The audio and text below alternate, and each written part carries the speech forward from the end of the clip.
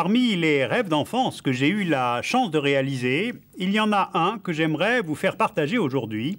Un voyage dans une île qui exerce une fascination tant par sa nature que par le peuple qui l'habite. Une île sans doute moins bien connue que son nom.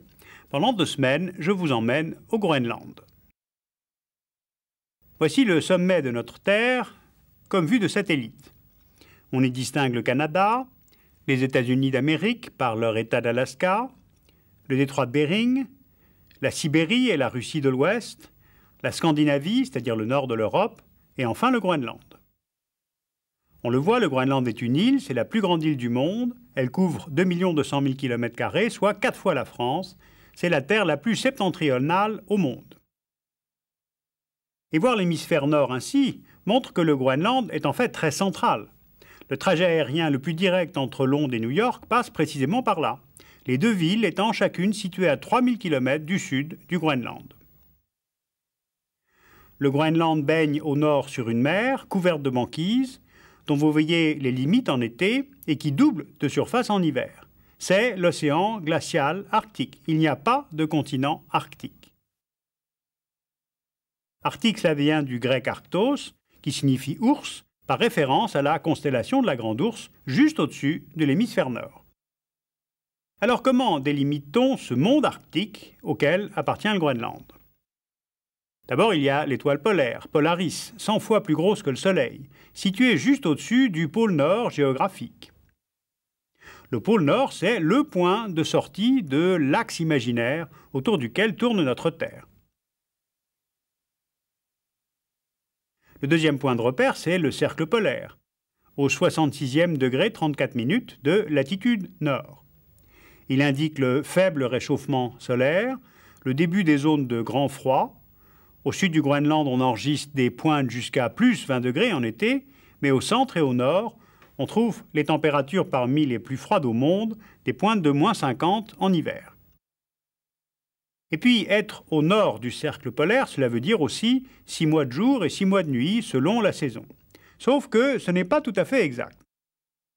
Le jour permanent dure environ 5 mois, très au nord du Groenland, alors qu'à la latitude du cercle arctique vers Ambassalik, le phénomène ne dure que quelques jours.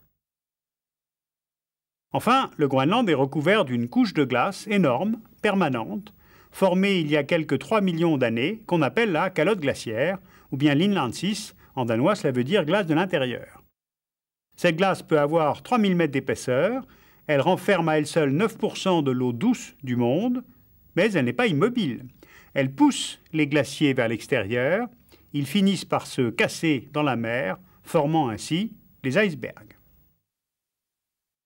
Alors pourquoi vous parlez si longtemps de terre, d'océan, de glace, de vent?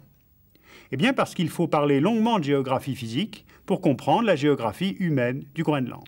C'est elle qui détermine le mode de vie des hommes qui vivent là. Comme la calotte glaciaire recouvre l'île à 80%, le seul morceau de territoire libre de glace, c'est cette bande côtière où sont repoussées les populations. Alors justement, qui habite là? Le Groenland a été peuplé par migrations successives.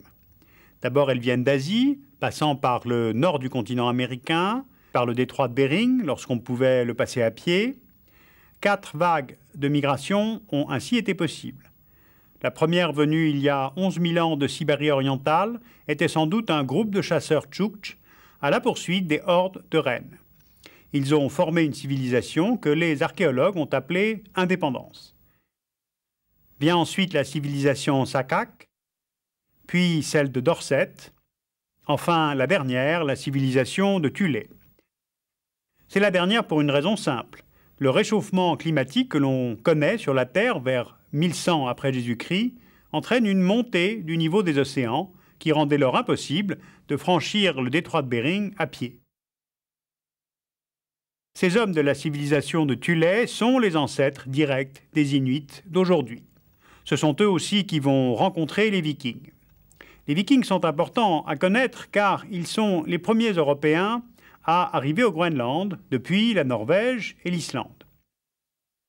C'est leur chef, Éric le Rouge, qui, en trouvant une terre verte au sud de l'île, va la nommer Groenland, par opposition à Iceland, la terre de glace. Ensuite, parce qu'ils étaient, avec leur braquard, de si grands navigateurs que Leif Erikson, le fils d'Éric le Rouge, fut le premier à découvrir le continent américain vers l'an 1000 en l'abordant par les côtes nord canadiennes. Christophe Colomb, en fait, n'a fait que redécouvrir l'Amérique.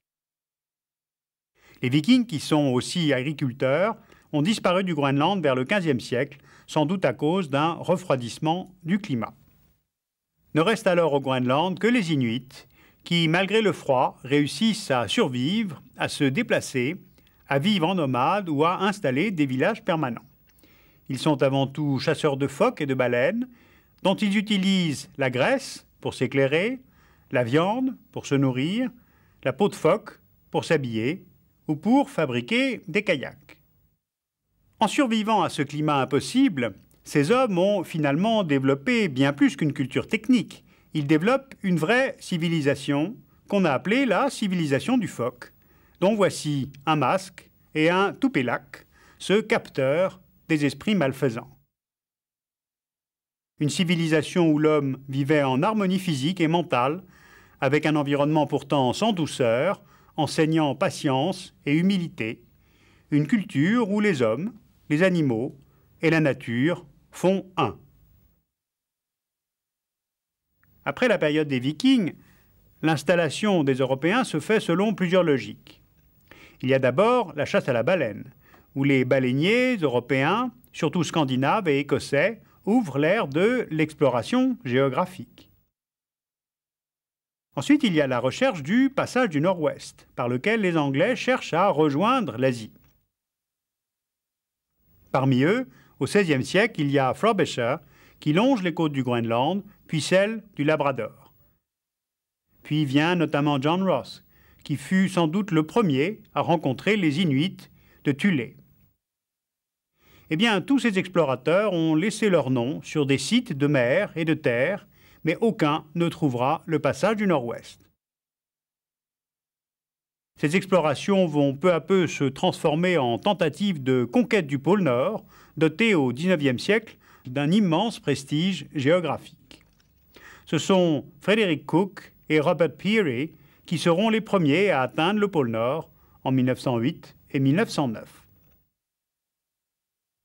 Enfin, il y a la logique de la colonisation, qui s'ouvre un peu par hasard avec l'arrivée, en 1721, du pasteur danois Hans Egede. Ce missionnaire luthérien débarque au Groenland dans le but d'y évangéliser les Vikings, sans savoir qu'ils avaient disparu depuis longtemps.